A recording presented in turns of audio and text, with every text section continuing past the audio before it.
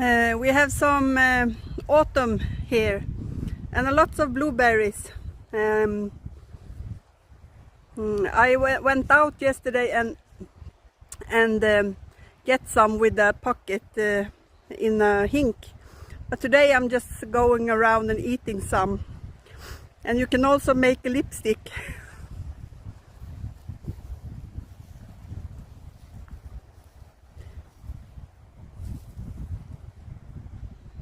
Maybe it doesn't.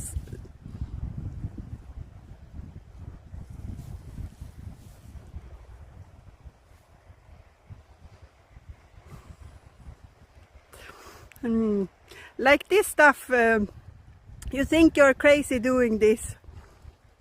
But this is stuff you did when you were little. Pretend. And madness doesn't come from going to the woods and looking at beautiful things. Madness comes when we sit inside, looking at all things going around in the world. That is not so good stuff.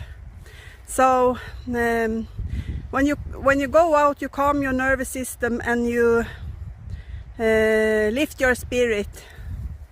So I encourage you to go out and feel the love that is all around us in nature. Okay, bye bye.